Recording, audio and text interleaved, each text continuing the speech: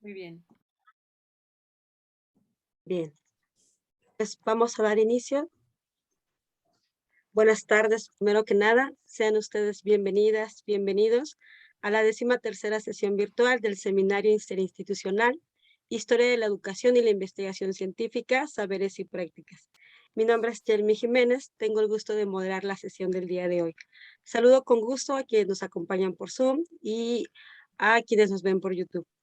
La ponencia que se presenta el día de hoy lleva por título Vida, Labor y Obra Educativa de Andrés González Millán, 1760, queda en incógnita, y 1830, a 1837, que nos presenta el doctor Pablo Martínez Carmona, doctor y maestro en Historia por la UNAM, licenciado en Historia por la Universidad Veracruzana, es profesor e investigador del CIESAS, sede Ciudad de México.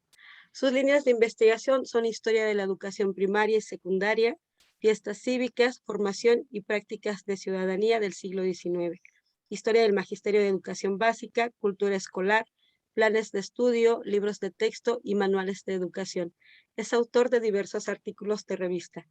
Ahora tengo el gusto de presentar al doctor José Bustamante Bismara, comentarista de la ponencia que se presenta hoy. Él es doctor en Historia por el Colegio de México y magíster por la Universidad Torcuato Di Tella, es investigador adjunto del CONICET y docente del Departamento de Historia de la Universidad Nacional de Mar del Plata. Sus líneas de investigación son Historia de la Educación Argentina e Hispanoamericana. Es autor de diversos artículos, libros y capítulos. Ha participado en numerosos congresos y reuniones científicas. Y pues ahora que les he presentado al ponente y al comentarista del día de hoy, les comparto la dinámica de la sesión.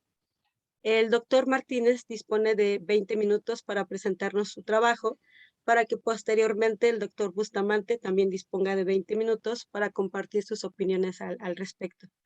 Después damos paso a los comentaristas, también organizadores, algunos de ellos, de este seminario, para escuchar sus dudas, comentarios que tienen para la sesión de hoy. Pueden levantar su mano a través de la herramienta de Zoom o bien escribir sus comentarios en el chat que pueda darles lectura. Y sin más, cedo la palabra al doctor Martínez. Adelante.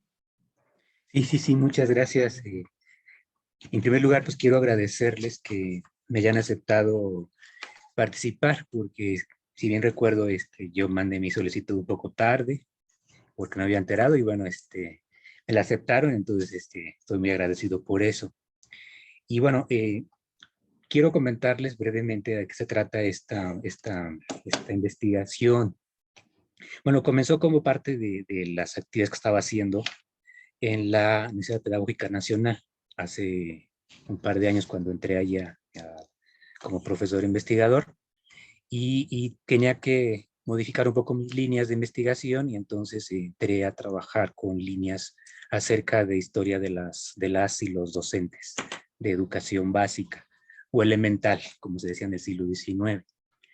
Y, y esta investigación la comencé a hacer ya en la pedagógica y ya con el tiempo, bueno, como saben, pasé ahora al CIESAS y me quedó muy bien porque lo que ahí estoy haciendo, lo que ahí se me pidió hacer es precisamente lo mismo, historias de maestras y maestros de educación elemental del siglo XIX.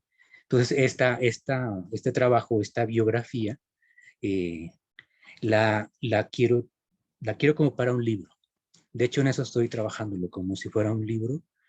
Creo que tengo, yo creo como un 70% de este libro y está trabada la investigación. No estuvo trabada por esto de la pandemia, porque se me acabaron las fuentes que había conseguido en los archivos y pues ya no conseguí más, ¿no? Después lo que me puse a hacer es explotar el internet, peinar todo lo que encontré en internet y sí encontré cosas interesantes. Y seguí trabajando con eso y bueno, con todo eso que reuní pude hacer una delimitación de 5 capítulos.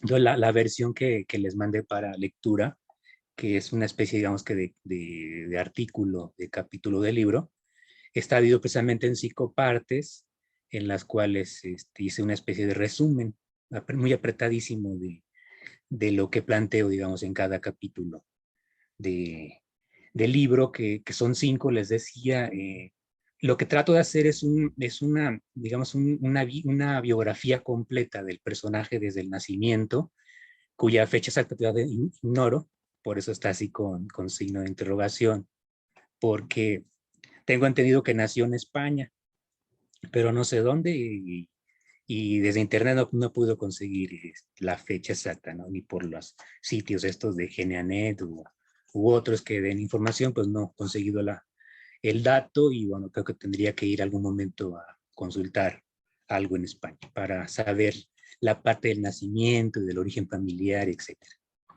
Pero estoy seguro que murió en 1837, precisamente porque a este personaje yo me lo encontré cuando estaba haciendo otra investigación sobre fiestas cívicas en Veracruz, y me lo encontré como profesor de una escuela en el puerto de Veracruz entre 1834 y 1835 más o menos, 36, y de ahí volvió a migrar porque estaba muy enfermo de cuestiones de los pulmones, y un año después lo encontré que estaba en Jalapa, la capital del estado, y allí murió en el 37, ese sí estoy seguro, murió en el 37.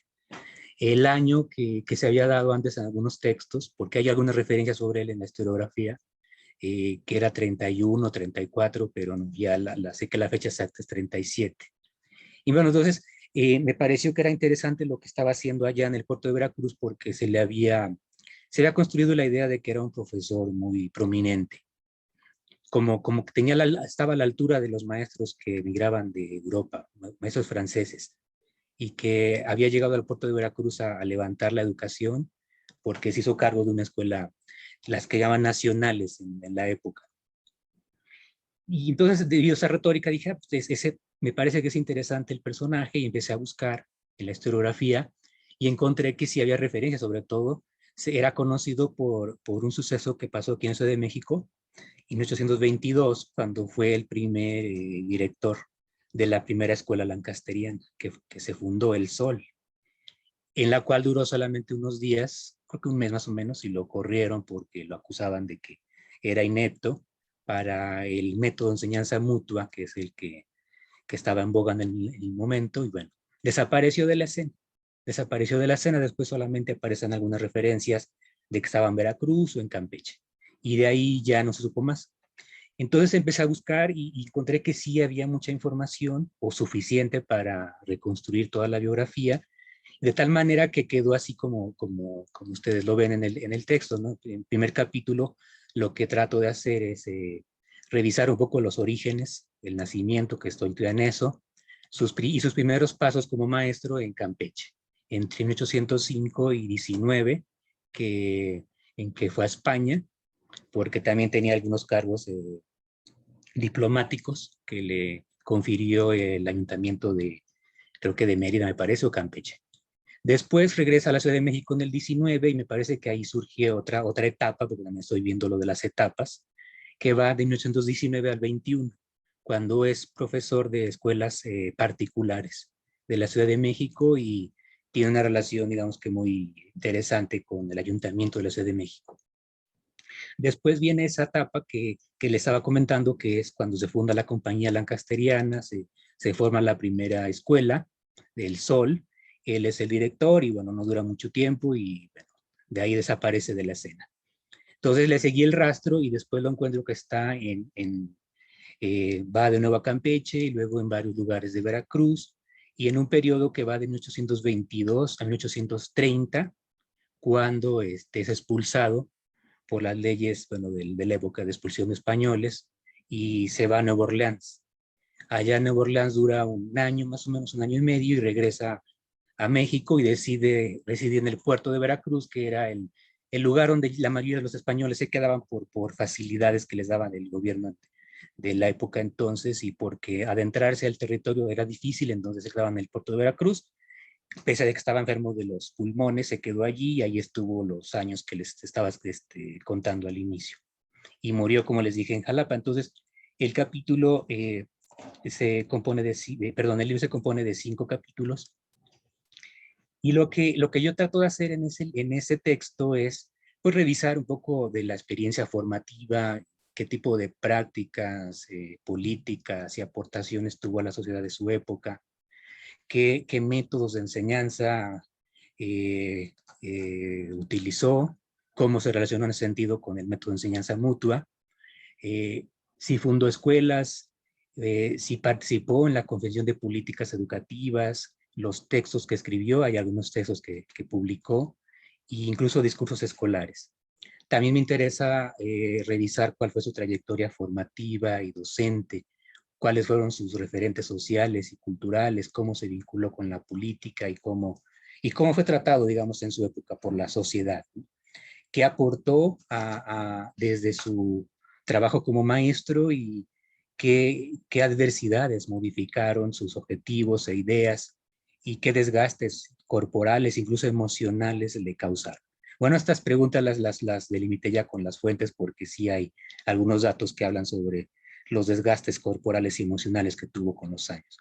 Y también me interesa, en la última parte, entender los procesos de modernización educativa que iniciaron con la Ilustración y las reformas borbónicas, los cuales permearon con el tiempo los ideales educativos de todo el siglo XIX y digamos que hasta la llegada de los nuevos referentes positivistas y científicos de la segunda mitad del siglo XIX. O sea, en resumen, lo que me interesa es ver desde el punto de vista de una vida, de una persona, cómo fueron esos procesos de cambio de finales de la colonia al México independiente.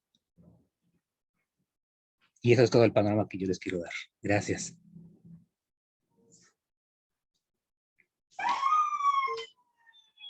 Bien, muchísimas gracias, doctor Martínez. Cedo la palabra al doctor Bustamante para compartir sus comentarios.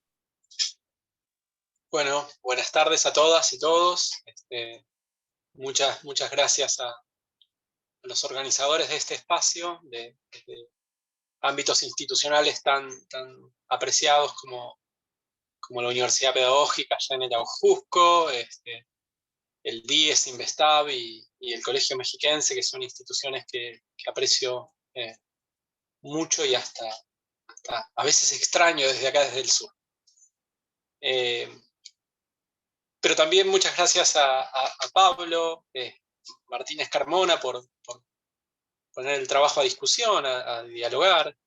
Siempre entiendo que en estos seminarios es muy valioso, ¿no? Exponerse y poner en discusión lo que uno está escribiendo, a veces con mayor grado de maduración y en otros en parte de un proceso.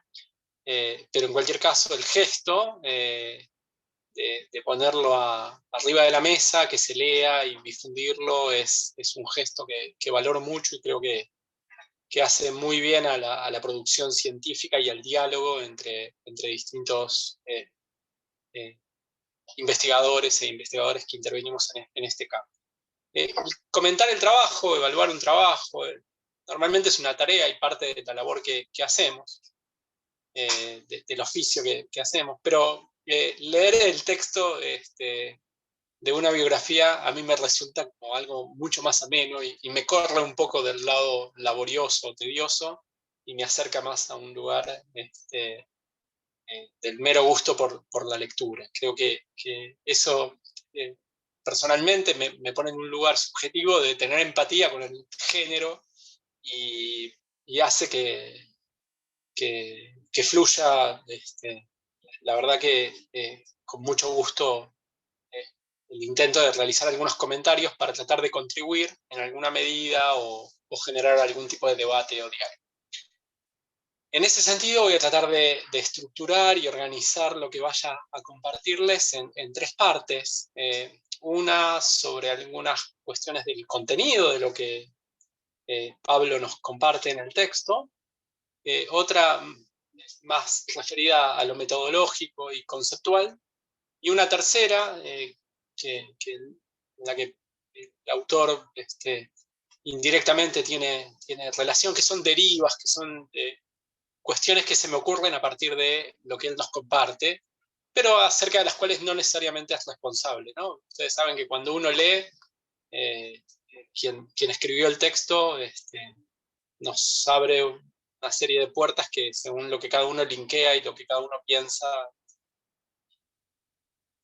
Bien, vayamos a esa primera parte que es sobre el contenido, que es lo que efectivamente en este texto nos comparte Pablo Martínez. El título creo que refleja esto que él nos estaba refiriendo, de que es un artículo que condensa algo que ahora entiendo que forma parte de una obra mayor, ¿no? Porque vida, labor y obra educativa me sonaba como muy ambicioso para lo que había en estas 20 páginas, creo que son.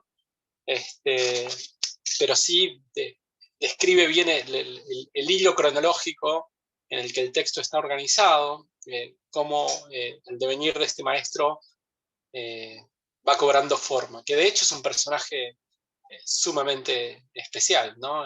Como ahora nos recreaba Pablo, comienza sus tareas en Campeche, viaja a España al menos 2 veces, consigue una titulación como maestro, y eso lo haría destacarse en el contexto en el que se involucró. El marco en el que yo entiendo que eso se desarrolla es esto que el autor muy bien explicaba acerca del tránsito del mundo tardo colonial al post-independiente, y ahí enuncia una hipótesis que alude a González Millán como un maestro sui generis, equiparable con la cúpula de los profesores de los colegios y la universidad.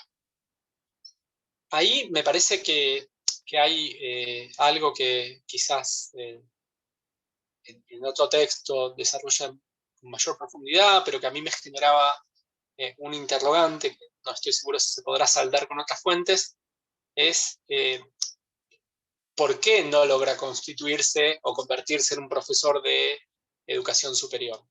Lógicamente, su condición eventualmente, ¿no?, de español, no tenemos claro dónde nació, podría ser una variable condicionante, pero no estoy seguro que no haya habido españoles que no hayan estado en institutos literarios o en la universidad. Entonces, todo el tiempo me preguntaba, bueno, si este maestro está tan formado y tan preparado, ¿cómo es posible que no haya pegado ese salto? ¿Qué es lo que lo frenó?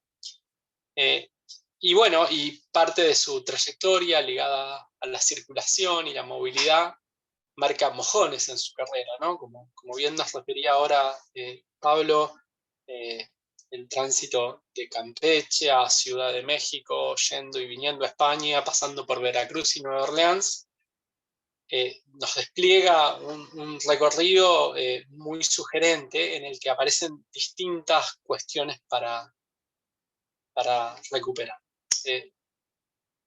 Por un lado, el tema del método, ¿no? En un momento en el artículo se alude a una especie de estrategia en la que González Millán llega a un determinado lugar, funda una escuela y difunde el método que lo permite acreditarse. Y es una estrategia muy interesante, y me preguntaba si no es cotejable con la de otros personajes, con la de otros maestros que fungieran como tales en ese contexto.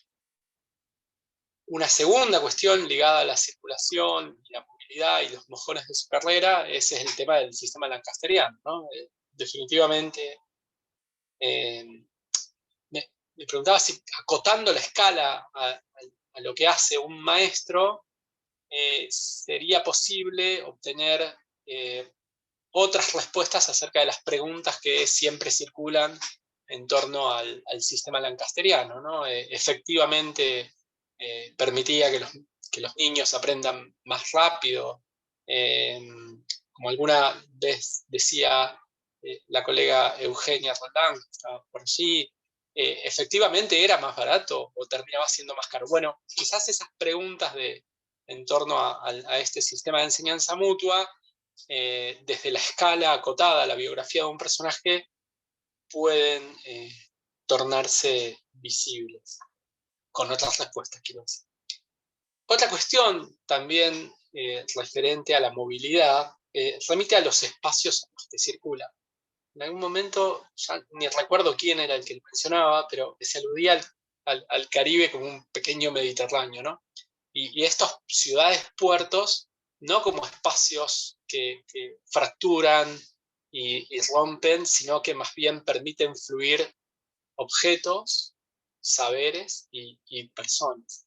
Y acá me estoy metiendo con un asunto ligado a lo metodológico, que es el problema o el tema de la circulación como una beta, en torno a la cual quizás desde la experiencia biográfica de González Millán pueda el artículo aportar algo potente. Pero antes de irme a la parte metodológica y conceptual, dos asuntos más sobre los contenidos, o tres. Uno es sobre la pobreza. En 2 o 3 lugares del texto se alude a la pobreza del maestro. Yo no estoy tan seguro. En todo caso, lógicamente, como nos pasa a muchos, hay momentos que la pasamos mejor y otras que estamos al límite de la supervivencia, pero viajaba a España, publicaba y editaba algún impreso. Bueno, entonces me parece que eso se podría haber de ajustar. Lo otro que quizás en tu texto más extenso está mejor desarrollado es el análisis de la biblioteca. Referís y citás el artículo de Domínguez y el legajo del Fondo Inquisitorial. Vaya, me generó mucho interés de conocer mejor ese asunto. Paso entonces a la segunda parte de mis notas y comentarios sobre cuestiones metodológicas y conceptuales. Recupero esta idea de la circulación, tránsito de mercancías, saberes y personas. Creo que esa es una beta que podría ser muy potente para poner en diálogo tu trabajo, porque este hombre, sin dudas, es uno de estos personajes que no se queda en un lugar, pero evidentemente el campo en el que se inserta tu discusión es en torno a lo biográfico. Ahí hay 3 mojones teóricos, 3 referencias, lo de François II, lo de Mila Davasant y lo de Andrés González, ¿no? 3 cosas muy diferentes que en una apretada síntesis dicen muchas cosas. La cita que se hace de François II, no sé si da cuenta de todo lo potente que es ese libro tan bonito del arte de la biografía o algo por el estilo, que es un libro muy sugerente. Y lo de Mila Davasant nada, ella, recuerdo en algún momento explicando lo potente que es para quienes han transitado el análisis de la historia social o cultural de las escuelas, llegar a la instancia de intentar hacer un análisis biográfico, porque le permite a la investigadora o el investigador reconocer aspectos que desde la historia social o cultural de la institución se pierden. Y quizás los ejemplos de Laura Méndez de Cuenca o de Clemente Antonio Neve, que Mila ha llevado adelante, son como un horizonte muy sugerente, y está muy bien que ahí lo articules. Sin embargo, Mila propone una opción metodológica que creo que a vos te pone en otro lugar, ligado a qué hacer cuando no tenemos información sobre determinados aspectos de la vida de este personaje. Y ahí la opción que entiendo que ha llevado adelante la doctora Basant apunta a, bueno, a partir del contexto y de lo plausible, escribir y... Bueno, y el tercer punto es el de Andrés González, ¿no? Con la historia social, creo que ahí hay. Ahí hay, en la suma de estas cuestiones metodológicas, para mí hay algo muy interesante que no sé si está explicitado y que me gusta remarcar, porque acá es más un problema mío que del artículo de Pablo. Hay mucha historia cultural que pega el salto de aquella historia institucional y prescriptiva a la historia cultural de la representación. Y se pega el salto de aquella forma de hacer historia tradicional y anquisolada a una que aspira a ver giros culturales muy interesantes, muy sugestivos, pero que no hace ese trayecto que pasa por hacer una historia social sólida en el que los actores o las instituciones tengan un piso firme en el que asirse. Y creo que este tipo de trabajos lo lleva a buen puerto eso. Los análisis que ha hecho el autor sobre los exámenes públicos y el papel de lo performativo creo que permiten linkear, hacer un vínculo en ese sentido. También desde lo metodológico, pero más aludiendo a alguna cosa más acerca de lo conceptual, yo no estoy tan seguro de dos cuestiones que quizás estaría bueno que revises o por ahí. Por un lado es el uso del concepto, los conceptos nativos o con que las propias fuentes refieren a las actividades de González Millán. Se alude a preceptor, profesor, maestro, magisterio, y quizás es propio de las fuentes, pero quizás estos conceptos refieren a cosas distintas. Posiblemente sea lo primero, pero en cualquier caso estaría bueno aclararlo para cortar ahí alguna línea. Y el otro tema, que desde lo conceptual, yo no hago historia conceptual, no conozco tanto el asunto, pero me sonaba un tanto raro el uso indistinto de la noción de letrado o de intelectual. En algún lugar incluso aludís a la idea de intelectual ilustrado. Yo no soy un especialista en estos mares, pero quizás la noción de intelectual para principios del siglo XIX pueda resultar algo discutible o por lo menos dialogable, ¿no? Que creo que es la idea. Bien, y ya terminando, aludiendo a las derivas de las cosas que se me ocurran, que por ahí pueden sumar o no. Una importante es la noción de Estado y nacionalidad. Creo que ahí hay un tema que no es el objeto de tu análisis, evidentemente, pero que creo que evitar caer con la malla de la lógica estatalista de fines del 19 o del 20, en ese periodo, obviamente.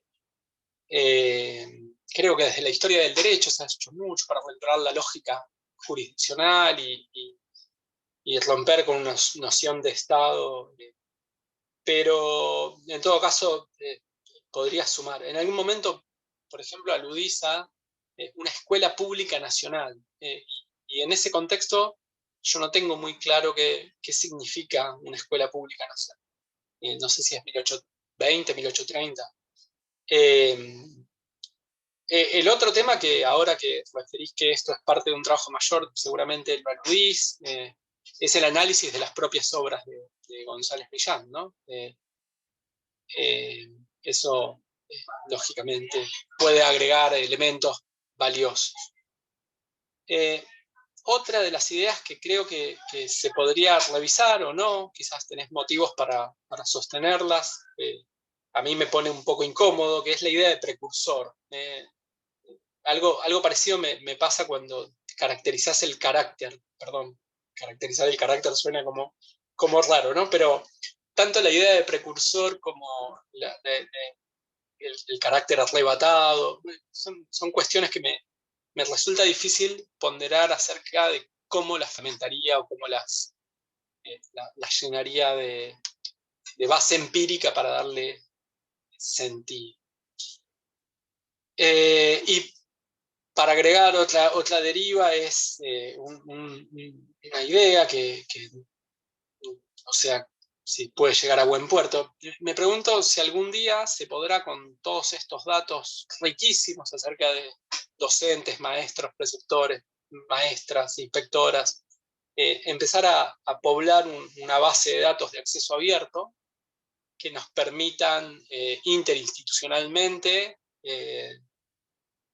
ir un poco más allá de lo biográfico, lo prosopográfico, y tratar de empezar a tejer redes entre distintos espacios y contextos. Me parece que es una deriva, ¿no? No es algo que sea culpa tuya a partir de lo que estás afirmando. Y bueno, para cerrar, volver al principio. Mis notas y mis observaciones son las de un lector interesado. Yo creo que a veces equivocadamente la biografía histórica o la biografía no tiene un estatus privilegiado en el horizonte de la escena historiográfica, pero si a ello la combinamos con el lugar que tiene la historia de la educación, ahí tenemos un maridaje, una articulación que no tiene a ambos elementos en un lugar muy, muy sugerente, pero yo apuesto por ambos.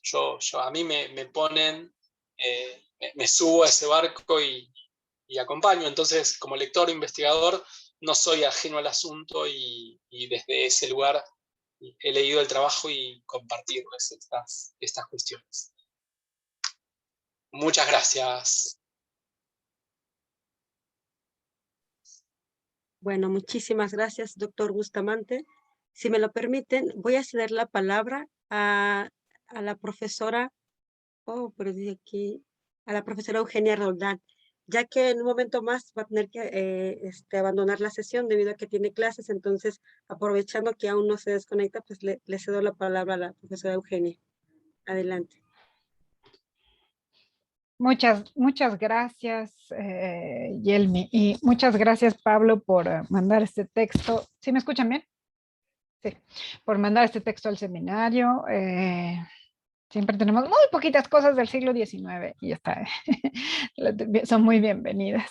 Y muchas gracias, José, por tus comentarios, que ustedes ya tienen también su seminario interinstitucional de historia de la educación por allá en el sur, al que en una de esas me meto también. Qué bueno que tenemos estos intercambios ahora.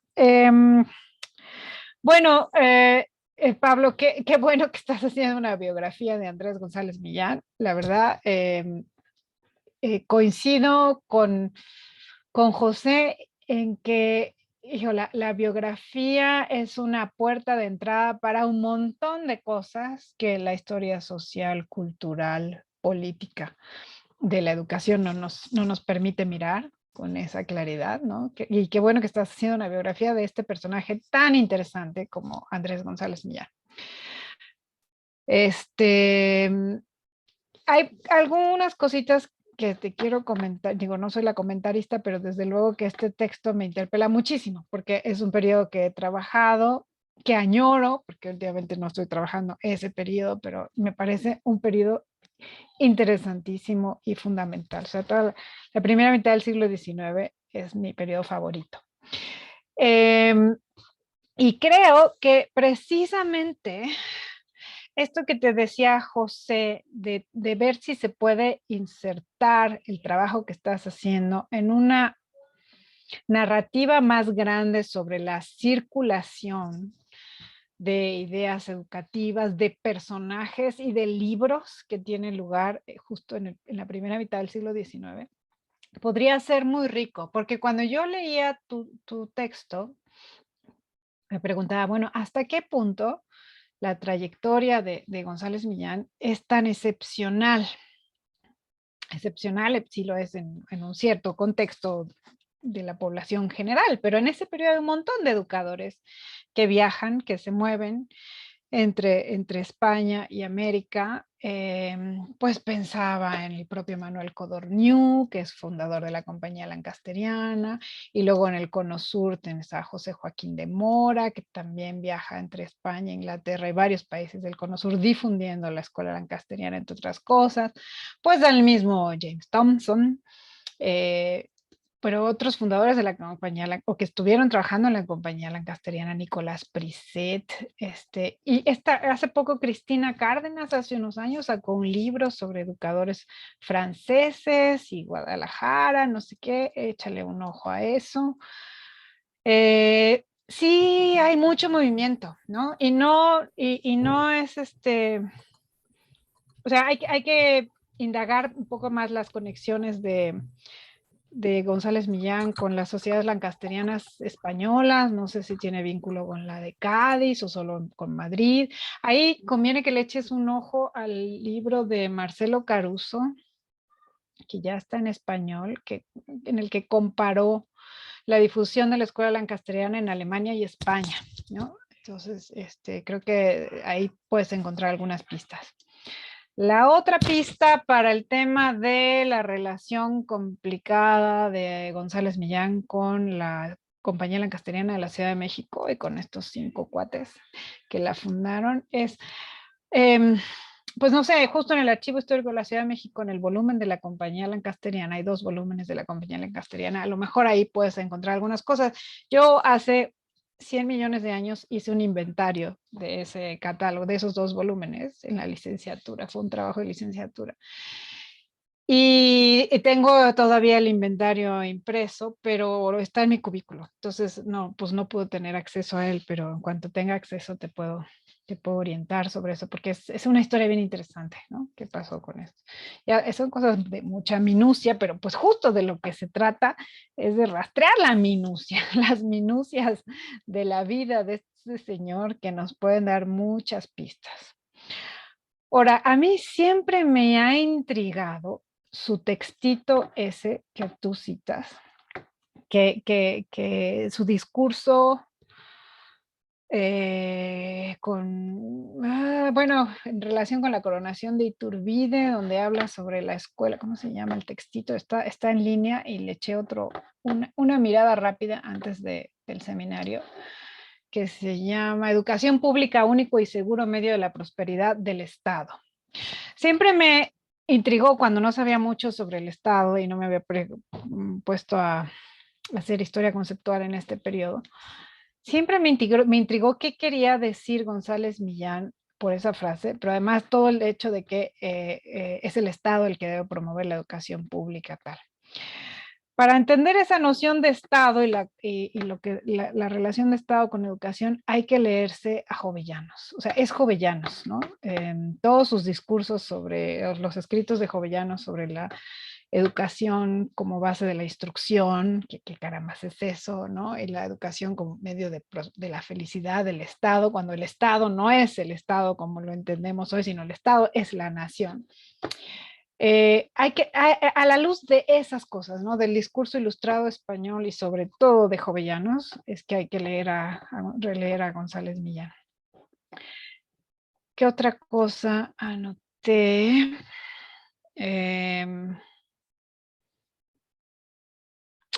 Me llamó mucho la atención esto de, bueno, la nota esta de el certamen público en Veracruz, ya en los 30, en esta escuela en Veracruz, donde no solo se premió a los estudiantes, sino también al profe, ¿no? A González Millán. Y claro, eso confirma esa hipótesis que yo tengo de que los exámenes públicos tenían una función muy importante en ese periodo para la validación de profesores y no tanto de los estudiantes, ¿no? La validación ante el público justo cuando se decaen los mecanismos tradicionales de certificación de maestros, ¿no? Y entonces el público, en el certamen público, es quien decide si ese maestro es bueno, si es digno de tener licencia, de tener escuela.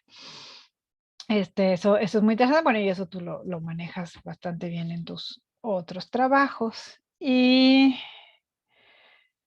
¿qué más te diría? Bueno, que explotes lo de la circulación, que yo creo que sí es muy, muy, muy importante. Me llama mucho la atención que lo llamas todo tu texto a González Millán por su nombre, Andrés, y Andrés y Andrés por su nombre propio, como si te fuera, sí, yo supongo que a estas alturas ya te resulta familiar, pero para el lector no. Entonces creo que conviene llamarlo por sus apellidos más que por su nombre propio. ¿Y qué más te diría? Bueno, eso por ahora, ¿no? Desde luego, felicitarte por emprender una biografía.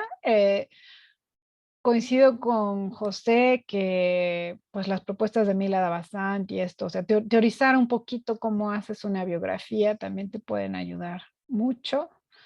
Y yo creo que van a salir cosas bien, pero bien interesantes de tu trabajo, ¿no? Así que bueno, muchas gracias.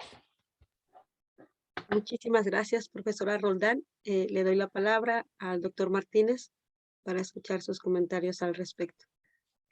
Sí, sí, perdón, estaba anotando todo, porque me parece buenísimo todo lo que me están diciendo. Y se me olvidó decirles hace rato que pues uno de los propósitos de presentar aquí mi trabajo es para pues saber sus comentarios tan valiosos, porque yo estaba seguro que con ese seminario podría redireccionar lo que estaba haciendo y sobre todo volver con ganas con el trabajo porque si estaba abandonado, por la pandemia, ¿no? Sobre todo. Pero ahora que ya se puede, ya voy a regresar, digamos, a la carga con todo lo que falta y estos comentarios pues están muy, pero muy interesantes. O sea, hay cosas que ya había considerado, porque como le decía que ya hay una versión libro, todavía no terminada, pero hay otras cosas fundamentales que no había considerado y no se me habían ocurrido. No se me hubieran ocurrido. Esto que me dicen de explotar esta posible idea de que existe una circulación en este espacio, queda muy bien y creo que eso se podría extender hasta Nueva Orleans, ¿no? Por la experiencia que él tuvo allá. Y que también se me olvidó decirles que en Nueva Orleans creo que sí fundó escuela. Y tampoco sé nada, pero habría que ir también alguna vez a Nueva Orleans, aunque sé que los archivos de Nueva Orleans se perdieron con lo del huracán Katrina, creo. Entonces va a ser difícil encontrar información de ese periodo de 1 año y medio, 2, pero también está la posibilidad de que allá haya algo sobre esa estancia, ¿no? Entonces, lo que puedo decir en general es que sobre los contenidos que comentó José, sí, en general sí los he contemplado, pero faltan algunas cosas que me parece que dan ideas que dan mucha luz para profundizar. Por ejemplo, con este asunto, con algunos asuntos que he dado incluso por hechos, ¿no? Como el esto de que era pobre, porque así lo decía el ayuntamiento y porque siempre pedía que le echaran la mano porque no le alcanzaba para mantener a su familia, pero después se va a España y todo. Entonces está extraño el asunto. O sea, hay que ver cosas como estas, ¿no? Que hay que ser más minucioso, ser más perspicaz, ¿no? Para no dar por sentado, por hecho, cosas que igual no fueron tal y como dice él, ¿no? O sea, tampoco creerle, ¿no? A él. Porque es que encontré cuando llega al puerto de Veracruz en el 31, manda una carta pidiendo la dirección de la escuela que en ese momento llamaban Nacional, y la carta tiene como unas 4 o 5 folios que para mí fueron molidos, porque relata incluso sus orígenes, allí relata sus orígenes como maestro, y dice cuándo comenzó y que había sido profesor tanto de niños como de niñas, etcétera, los lugares en los que había estado. Se me ayudó bastante para reconstruir. Fueron de las pocas cartas que hallé, porque esa es de las cuestiones que son muy valiosas para la biografía cuando uno encuentra la correspondencia personal. Pero bueno, es mínima la que encontré, pero con eso da para algo. Entonces lo que voy a hacer en primer lugar es ver todos estos aspectos, estos de contenido que creo que hay que profundizar, mejorar, investigar más. Y en cuanto a la metodología, por supuesto que le voy a dar duro con estas hipótesis o con esas sugerencias que me dan ustedes, que me parece que sí podría darle un muy buen sabor a la biografía. Y también explotar un poco más desde la parte teórica, como me dice Eugenia. Asimismo, hay otras cosas que no sabía, por ejemplo, esto de los volúmenes que existen en el archivo sobre la Compañía Lancasteriana, en las cuales se podría encontrar información para ampliar un poco este pleito, ¿no? Que quedó al aire, porque solamente me quedé con los impresos, ¿no? Que salieron en la época, ¿no? Con los dimes y diretes que circularon en la prensa entre los socios y él, y al terminar, bueno, como dice ahí el texto, termina retractándose públicamente, ¿no? de su acusación, pero igual hay algo más detrás que me parece que sería muy interesante saber más, ¿no? Igualmente, ¿no? Su relación con la Compañía Lancasteriana, parece que terminó allí, en el 22.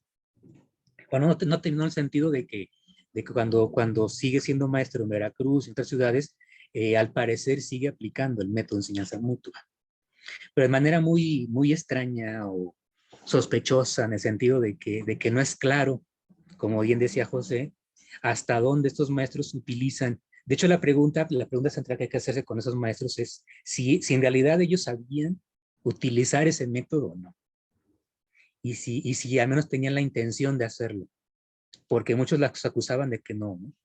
En un pasaje de la obra de Mora, él dice en los años 30, dice que no se refiere a Andrés, se refiere a los maestros en general, y dice que eran unos ignorantes que siempre engañaban al público diciendo que sabían del método, pero en realidad no sabían nada. O sea, que en la práctica nunca operaba el método. Entonces, esa cuestión también creo que es muy, muy interesante para seguirla revisando y a ver qué más aparece. Y sí, y finalmente, pues, explotar más un poco lo de los textos, lo de la retórica, de que él tiene, de dónde viene, que tampoco se me había ocurrido. No tenía idea de dónde venía esa retórica, y bueno que me dice Eugenia para revisar esto, ¿no? Que viene de la ilustración española. Entonces, por ahí también le voy a entrar un poco, ¿no? Y sí, teorizar un poco más sobre la biografía también me parece fundamental. Creo que por eso, sí, es todo por ahora. Hay más que decir, pero sí, todo lo que me dijeron lo he anotado, todo. Bien, cedo la palabra a la doctora Rosalía. Adelante. Muchas gracias, Yelmi. Pues muchas gracias, Pablo, por tu trabajo. Como dice Eugenia, coincido, siempre están más cargaditos al siglo XX y XXI, y a nosotros que nos encanta el XIX, pues lo disfrutamos. Eh, Mira, algunos comentarios que tengo con el trabajo que tú enviaste, es que bueno que nos dices que es un trabajo mucho más amplio. Yo tenía la idea que era una investigación más amplia, pero bueno, vemos que ya lo estás pensando para un libro. Bueno, creo que una biografía siempre te va a abrir muchos caminos, ¿no? Te dispara, o sea, son tantas las cosas que puedes mirar en un personaje, en un maestro, pues, en el que tú estés haciendo su biografía. Que por ahí creo que sí es muy importante tu arranque metodológico, ¿sí? Que la parte donde tú te anclas metodológicamente para el trabajo de una biografía es importante para que un poco vayas direccionando lo que vas encontrando y cómo lo vas a ir procesando. Aquí yo ya vi un montón de cosas, ¿no? Porque están pues toda la parte del maestro, ¿no? Toda la parte, digamos, eh, que tiene que ver con su actividad profesional, ¿no? Que es, pues, su labor como fundador de escuelas, como creador de un... Aquí hay varias cosas que también hay que tener cuidado porque a veces hablas de un modelo de educación y luego dices es un método de educación, luego es como un proyecto de educación. Entonces como que también hay que ir, si es un modelo, bueno, pues fue un modelo y habría que precisar cuál fue ese modelo. El método, bueno, es el pre-lancasteriano que dices de enseñanza mutua y después. Y luego también hay otra cosa que tú mencionas que me sonó interesante sobre la profesionalización de los maestros, ¿sí? Efectivamente, la profesionalización se marca ya mucho con la creación de las escuelas normales. Sin embargo, creo que el siglo XIX hizo intentos por profesionalizar. Algunos fueron meramente proyectos que quedaron en una normativa o en una legislación muy bonita, pero que difícilmente. Yo creo que por aquí podrías ampliar esta idea de, se me hace arriesgada, ¿no? Porque habría que ver, fundamentarla, ¿no? Esto de la, porque además, ¿qué se entiende por profesionalización? ¿No? ¿Qué es la profesionalización? Entonces, habría ahí que ampliar esta idea. A mí me gustaría que se trabajara esta parte de personajes como este, porque tendríamos que ver más dónde se forma, cómo se forma. A mí me interrogó por qué llegó a México, ¿no? O sea, yo no supe cómo llegó. Dices, bueno, no se sabe cuándo nació, pero tampoco creo que nos explicaste por qué llegó a México. O no sé si me lo salté o no, pero ¿por qué llega, no? Y yo creo que esas llegadas de los extranjeros tienen un porqué. Alguien los invita, alguien les paga, no llegan solitos. Entonces yo creo que ahí es importante ir tejiendo cómo van entrando.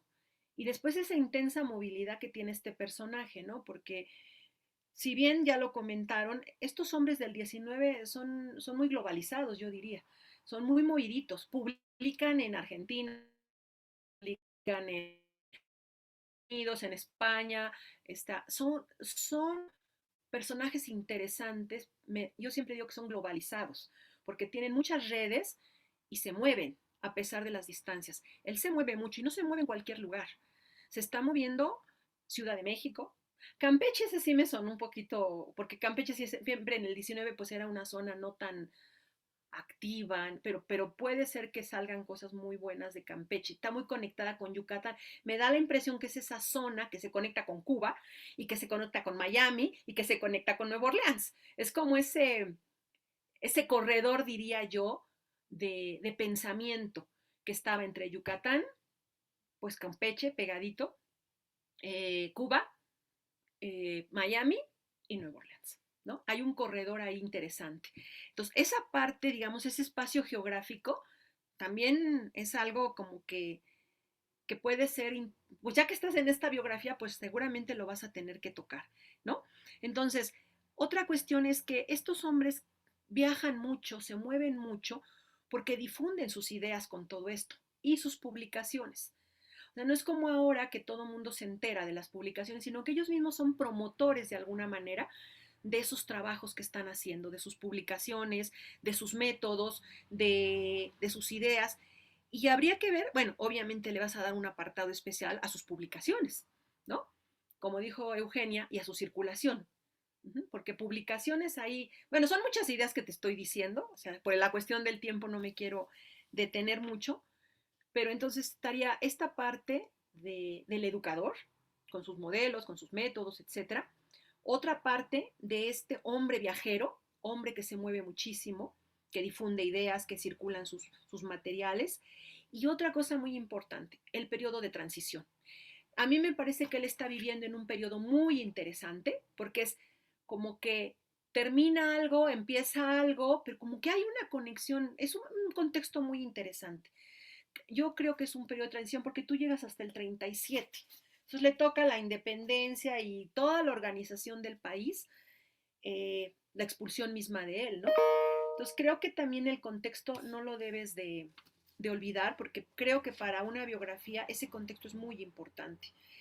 Y bueno, creo que también hay algunos conceptos que me parece que son conceptos que todavía no están muy... Uh, como que no son tan pertinentes para el siglo, son más bien ya para finales del 19, ¿no? Creo que cuando hablas esto de las escuelas nacionales, la escuela pública, el intelectual mismo, o sea, tendríamos que ir ahí, bueno, tendrías tú que ir ahí trabajando esa parte de estos conceptos que estás utilizando eh, para, pues para darle como muchísima más sentido al trabajo que estás desarrollando de una biografía. Y también hay un número especial que el Mora dedicó la revista del Instituto Mora, la de secuencias, a pura biografía. ¿No? Es un número especial de biografías y no solo está la biografía de el trabajo que hace de presenta Milada Bazán, sino que vienen bastantes investigadores que están trabajando biografía. Yo te lo recomiendo, si no luego te mando el número de la, pero es muy fácil, en internet lo consigues, el revista Secuencia, Instituto Mora, biografías. Y todo el número está dedicado a biografías. Entonces creo que te podría también ser de utilidad eso. Y bueno, pues nada más. Y a mí me gusta mucho este trabajo porque, bueno, yo estoy metida en tema de maestros y bueno, siempre conocer estas trayectorias, es interesante estas largas duraciones que vienen desde el siglo XVIII y siguen corriendo hasta la fecha. Muchas gracias y enhorabuena por tu trabajo. Muchísimas gracias por los comentarios. Cedo la palabra a Diana Méndez y después a la profesora Eugenia. Ay, es que me tengo que ir nada más, si me Adelante. das chance de hablar Claro que sí. primero, sí, porque de verdad que me tengo que ir. Es que se me queda una cosita en el tintero que es bien importante. Condillac. Traía en la biblioteca, en sus libros, un ejemplar de Condillac. Eso es muy interesante, porque Condillac, y hay que estudiar un poquito la recepción de Condillac en América Latina, en México, en ese periodo. El sensualismo o sensacionalismo, ¿no? Esta propuesta filosófico-pedagógica, o sea, Condillac toma del empirismo de Locke la noción de que los niños no tienen ideas innatas y a los niños se les puede meter lo que se quiera, se les puede imprimir lo que se quiera en sus mentes siempre y cuando se les dé con orden y método, ¿no? Eso se usó para la justificación, fue una de las justificaciones filosóficas del método de enseñanza mutua que se hicieron al menos en Hispanoamérica y que tal vez no tenía, bueno, no, sí, también lo tenía en Inglaterra, tomado del empirismo de Locke. Entonces, es un dato muy relevante que creo que no se le ha prestado suficiente atención en todos los estudios de la escuela lancasteriana, pero bueno, ahí tienes una pista, ¿no? No es cualquier cosa Condillac. Bueno, ahora sí, me despido y gracias de nuevo y saludos a todo el mundo. Adiós. En definitiva, tenemos que escuchar ese comentario. Adelante, Diana Méndez. Hola a todos, qué gusto saludarlos en esta nueva sesión del seminario. Me parece muy interesante el trabajo que nos presenta Pablo Martínez y que se convertirá en un libro, dando seguimiento a la vida de este individuo y a los cruces que su itinerario tiene con diferentes temáticas. Quisiera proponer a Pablo que considere revisar la bibliografía concerniente a la microhistoria global, una perspectiva que invita a pensar la vida de individuos como González Millán, como sujetos móviles cuyo itinerario permite observar el cruce de múltiples conexiones entre sitios, personas e ideas. Esta perspectiva busca combinar una mirada macro, en este caso podría ser la difusión de la enseñanza mutua, y la micro de las vivencias del individuo. En tiempos recientes esta perspectiva ha ido ganando presencia y los estudios progresivamente han transitado del estudio de miembros de la élite a personajes de otros grupos sociales en los que creo que insertaría bien este personaje. Una de las líneas de tensión de esta forma de hacer biografías es algo que también ya mencionaba en su presentación Pablo, pues ponderar los rasgos excepcionales de las vidas de estos individuos y la evidencia que apunta a rasgos compartidos entre otros viajeros de la época.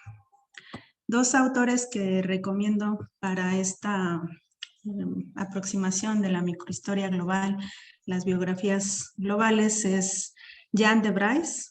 Voy a poner una referencia suya en el chat para que si alguien tiene interés. Y otro es Mario Echechuri, quien tuve oportunidad de escuchar una ponencia que está en YouTube, se llama Aventureros Cosmopolitas y Circuitos Imperiales, que creo que también podría ser pertinente para Pablo. Y felicitaciones.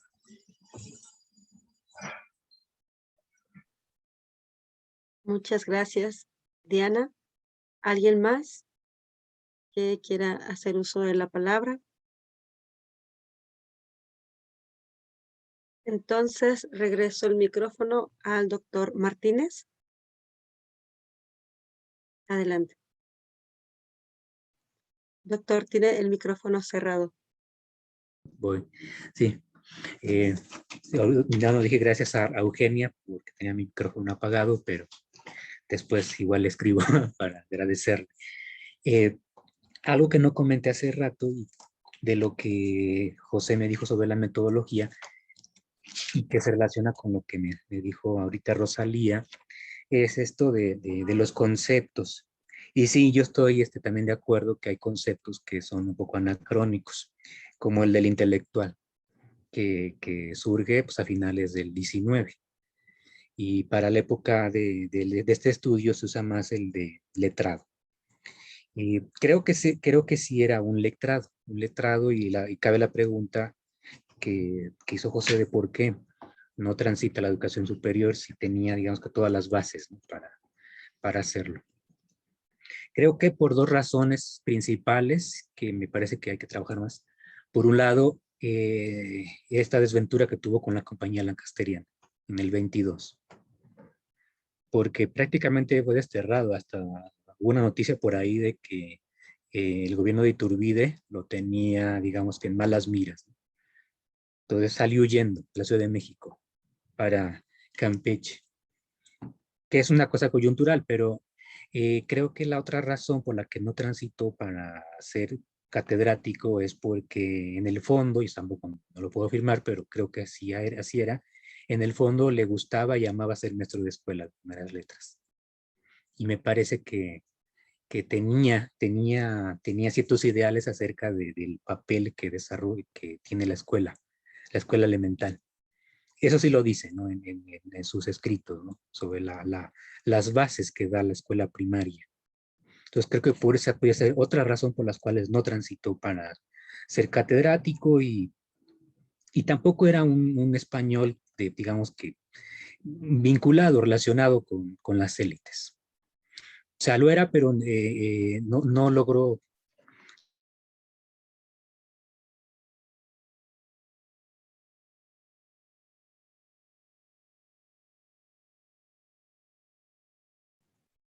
Hemos perdido por un momento la conexión, me parece que se pausó. Vamos a dar unos minutos para que se restablezca y mientras cedo la palabra al profesor Escalante. Adelante.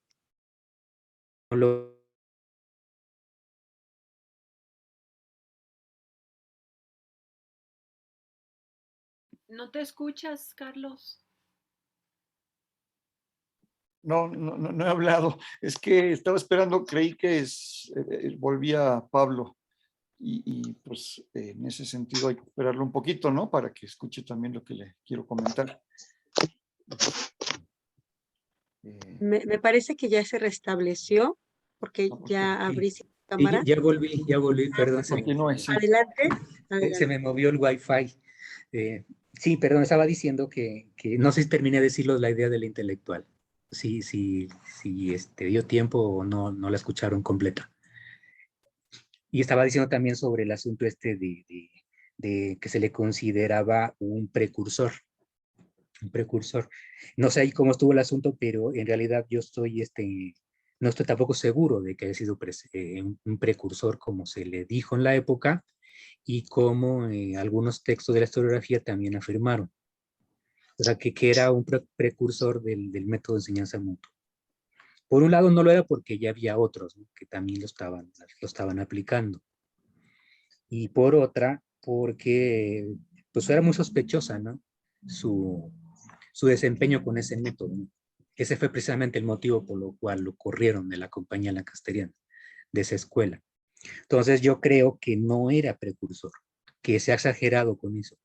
Y incluso se ha exagerado con esa idea de que fue precursor de la idea de una educación laica, moderna, obligatoria y gratuita, como lo dice en algún texto de historiografía, que por espacio no lo mencioné ahí, pero hay un texto de historiografía que afirma esto.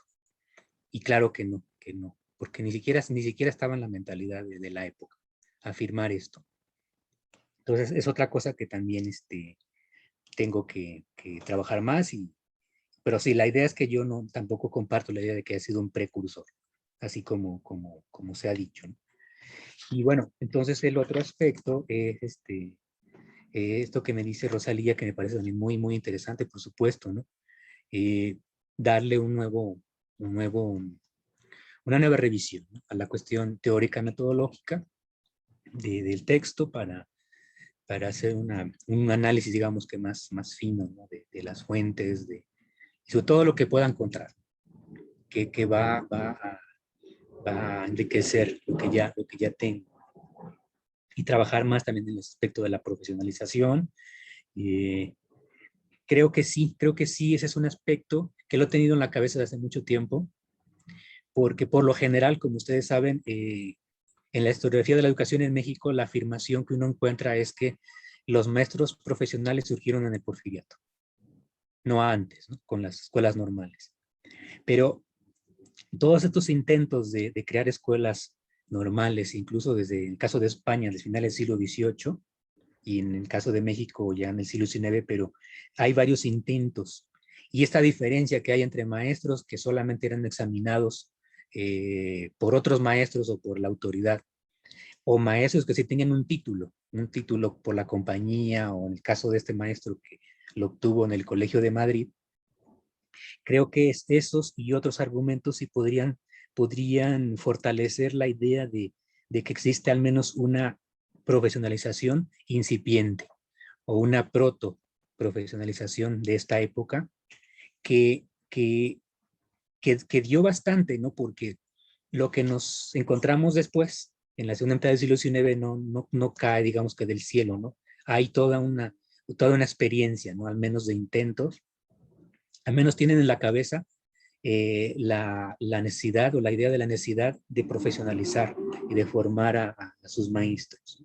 Entonces creo que también esa podría ser una, sí, por supuesto, una idea muy interesante que puedo seguir trabajando y por supuesto también esto de explotar la hipótesis, ¿no? De que existe una especie de contexto regional donde circulan las ideas, circulan los saberes educativos y que comparten, ¿no? Y que esos maestros están inmersos en ese contexto. Me parece que también podría ser muy, muy interesante. Y claro, por supuesto, esto de que me dijo Eugenia sobre lo de Condillac, me parece también podría dar mucho. Y gracias también lo que me recomienda Diana, no se me había ocurrido. Entonces, por supuesto que voy a revisar las referencias bibliográficas para ver qué puedo obtener.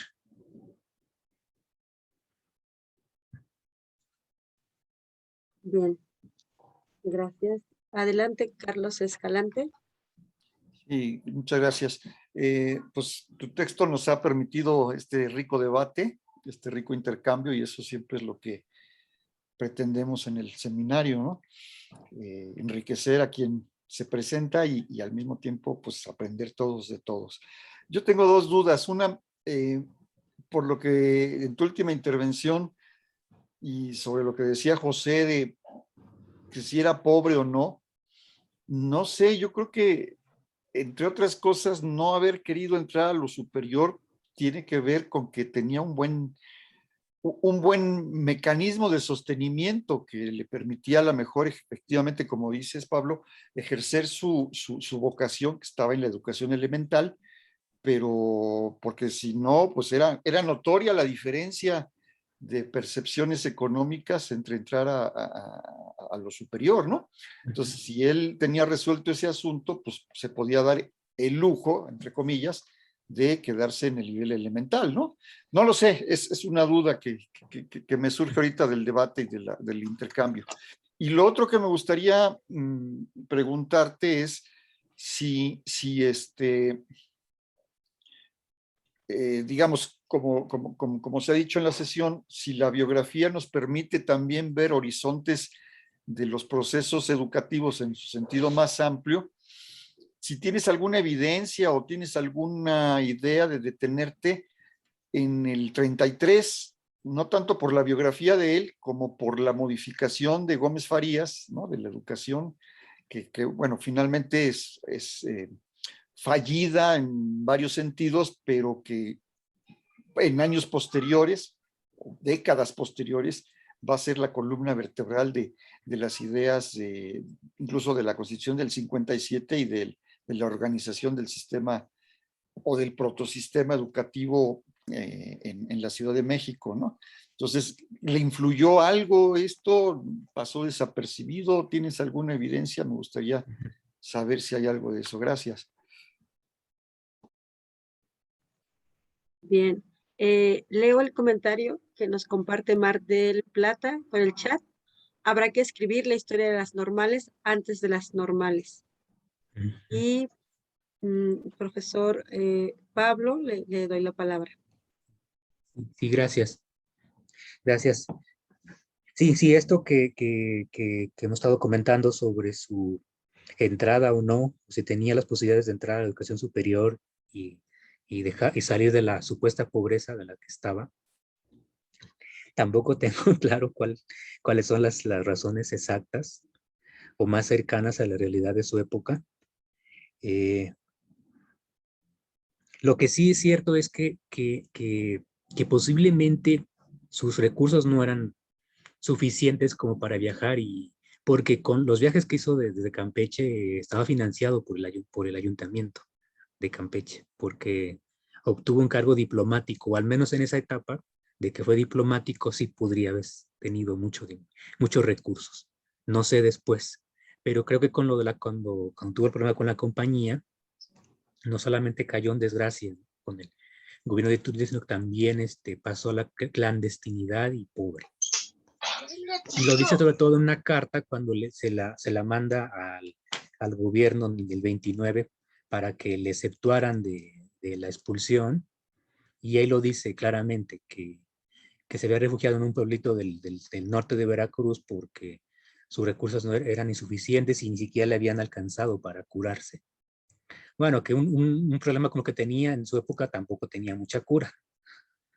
Entonces, pero que sus recursos no le alcanzaban. Entonces, es una cosa que al menos me ha despertado la idea de que hay que trabajar más en esto, ¿no? Qué tan cierto era, ¿no? su supuesta pobreza. Y luego Sí. lo de la... Ajá, sí. No, perdón, Pablo, simplemente es que esto de la pobreza o lo del precursor es simplemente despegarte un poco de la fuente. Creo que está bien lo que dices. Es simplemente decir, bueno, en la fuente encuentro que dicen que es pobre, o en la fuente encuentro que dicen que es precursor. Simplemente creo que no es, que está muy bien todo, ¿no? Sí, gracias. Y esto que pasó del 33, la reforma del 33, ¿cómo le afectó? No sé. Por lo que he encontrado parece que no tuvo mucho impacto, que hasta pasó desapercibido. Porque en ese momento estaba en el puerto de Veracruz. Y Veracruz, de hecho, tampoco tuvo tanta recepción de la reforma del 33. Había una reticencia de las reformas de Gómez Farías, ¿no? Porque Veracruz digamos que estuvo muy al margen de esas reformas de esa década. Incluso en Veracruz surgió el primer movimiento, ¿no? En contra del régimen de Gómez Farías. Y hasta conmemoraban una celebración festiva porque habían triunfado en contra de las reformas que llamaban antieclesiásticas del 33. No está ahí Entonces, la no sé mano, qué pasa. Sí, perdón, Pablo, no está ahí la mano de Santana, que por allá sí, andaba en esa hacienda, ¿no? sí, Y claro. regresa a la presidencia justamente, ¿no? Sí, porque de hecho dejó a Gómez Farías en la presidencia y se fue a su hacienda, a Veracruz. Entonces, en Veracruz no tenían mucho interés por las reformas del 33, las reformas liberales. O sea, estaban en contra prácticamente. Pero creo que sí hay algo sobre las escuelas. Creo que a partir de esa reforma es que surgieron esas escuelas que llaman nacionales. Es que lo de la palabra nacionales causa ruido. A mí también me causó ruido. Cuando crean esta escuela en el 31, le ponen el nombre de Escuela Nacional Primaria del Puerto de Veracruz. Pero no tiene nada que ver con algo nacionalista, sino que era una manera de llamarlas en el sentido de que eran escuelas consideradas, entre comillas, públicas, financiadas, sostenidas por los ayuntamientos, que eran, digamos que de las pocas o de las primeras que surgieron con esa idea. Y lo mismo pasa con otras instituciones, los institutos literarios que surgen en esos años. En el caso de Jalapa, en el 43 se crea un colegio con ese carácter de instituto literario y lo llaman precisamente Colegio Nacional. Entonces era esa costumbre más bien que tiene otro significado. Ya no tiene que ver con cuestiones del Estado o de la nación, sino más bien con una cuestión de tomar distancia de las escuelas que eran de particulares. Me parece que por ahí va el asunto. Pero también vale la pena revisar un poco más cuál fue el impacto que pudo haber tenido la reforma 33 en este personaje.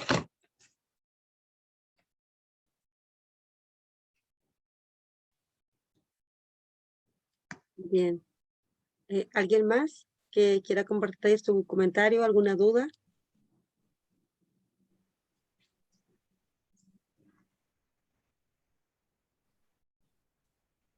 Bueno, entonces con este último comentario de doctor Martínez, daríamos por terminado esta sesión del día de hoy, no sin antes invitarlos a la última sesión del seminario que se lleva a cabo el 30 de noviembre, en la que se presenta la ponencia Modernizar la agricultura, transformar las ideas, trayectorias de mexicanos becados por la Fundación Rockefeller en la Universidad de California, 1940-1970, que presenta la ponente Diana Méndez Rojas y que comentará Adriana Minor. Y por mi parte sería todo. Les agradezco muchísimo su atención y su presencia a esta sesión. Muchas gracias, Pablo. Esperemos que